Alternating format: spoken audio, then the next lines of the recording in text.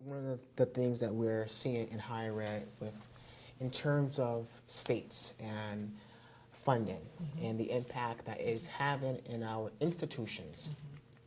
And as a result, many college universities have to now partner up with private housing companies to develop housing. What are your thoughts on that? And have you had experience in developing and working with outside companies to develop housing on your campus? No, I didn't. I never had that opportunity or that need. I do know that occasionally there had been some talk among the business folks on campus that they wanted to at least look into that, and we did. We did look into that because at the time the facilities were 1960s, and you know what that goes with. But we finally came to the conclusion that we did not need to do that. Now, personally, I think that privatized housing is good for universities who are just starting up, who don't have the resources to develop their housing program. I think the privatized housing companies can offer a lot to those institutions, those new institutions that just don't have the funds and don't have the resources to. Remember when privatization was the evil empire, and we in ACUHO had conversations about third parties had no role in ACUHO-I. They and literally tried to keep them and kept them out for quite a while. Now there's a much more collaborative relationship, as you can well see in the kind of scenarios you just shared. Point to that. Of all, and I've been down the road, and I'll get to that in a minute, but of all the aspects of college and university housing, the one aspect that I think an institution needs to seriously consider regarding third-party ventures and privatization is what I call the residence education component. Privatized housing is part of our business right now. If we had been responsive to the student needs as they were evolving for the past 25, 30 years, privatized housing would not be with us. Students and families wanted new, they wanted private rooms, they wanted the amenities they were used to at home. Our industry has great old 25-year-old res halls, community bathrooms, 2 people to a room. Quite often those buildings have suffered from the lack of innovation in terms of renovation, but they were money makers for us, and they also had a debt load that needed to be met through fiscal payment. So I happen to think that the privatization has been positive for us as an industry because it's forced us to speed up the response time. The individual campuses that are responding best to that are taking a look at their housing stock and making serious changes, moving away from the traditional halls for returning students and moving towards either suite style or apartment housing that may not last the 40 years that they were, that our original ACUHO-I members were advocating for back in the 50s, but it's certainly meeting the needs. I think we need to become partners with those privatized housing owners. I've seen situations where many of the staff that we have selected and trained to work on our campuses are now being hired as employees of those privatized housing. And I happen to think that's a positive thing because they're coming from our background and they're implementing the same programs and have the same philosophies that we have. From my perspective, I was on the executive board when we were starting to talk about privatization and everybody was scared to death of it. But there are so many reasons that campuses need private partnerships to work with them. There are many reasons. They may be landlocked in the middle of a city and the private company can purchase that land right adjacent or that property and it can be annexed or become sort of a part of the inventory of the student housing program there. But I think the thing that everybody needs to realize is people in private housing, like myself with Campus Living Villages, we believe in those students. We're there for the students of that institution. We have the same vision and mission as the university. We embrace that vision mission. We believe in student development. We provide living learning programs, just like anybody who administers university housing.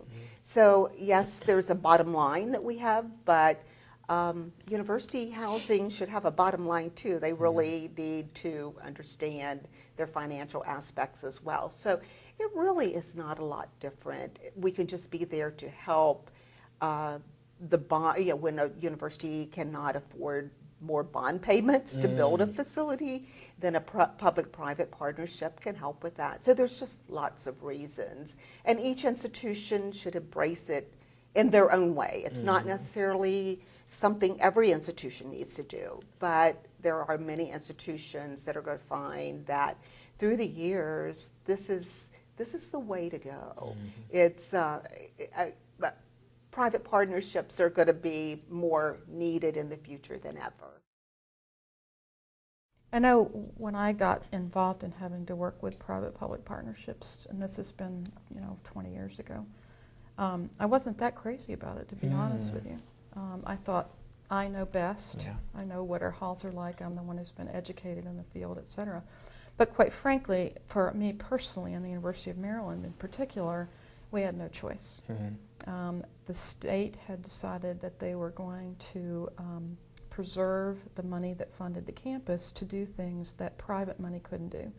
So our money was going to be used on things like building libraries and building academic facilities and labs, and appropriately so. Yeah.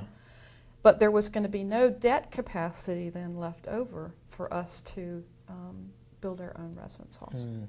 And at the same time, we had a wait list of 2,000 people. Wow.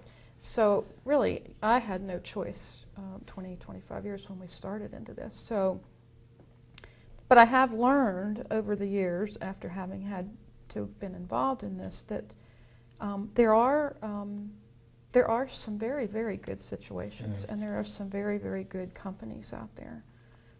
And so the way we sort of went about doing this, and I think one of the recommendations that I would make to people if they're starting in this is, first of all, to get the campus to agree that this is a good idea, and that these are going to be our partners that are coming in to work with us. In other words, there's a possibility when one embarks on something like this that if the campus does not understand what's happening, that your facilities maintenance people, your IT people, your police are all going to say, this is a private company.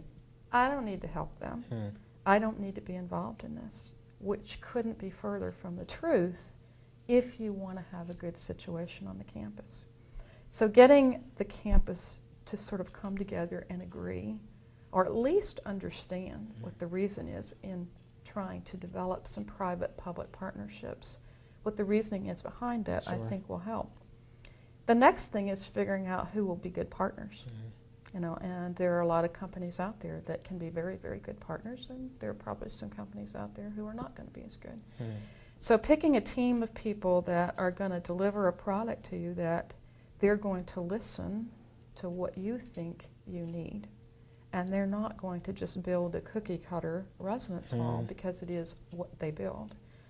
And then I think getting the staff to understand that they are our partners. And one of the things that worked really well for us, and now I've seen a bunch of other schools embarking on this, is getting the private-public partner who also builds the facility for you.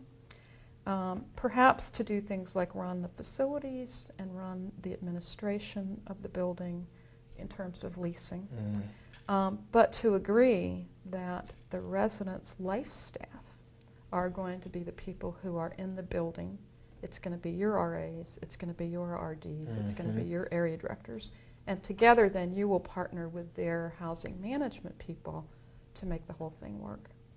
And if that happens, then I think you've got a greater chance of success, and you have a greater chance of having the experience be seamless for the students who are on campus, and for the students who are going to move maybe from one of your traditional residence halls into one of these buildings. You want them to feel like it doesn't matter, as they're living in one of your residence Sure. halls, and the experience is not going to be any less because of that.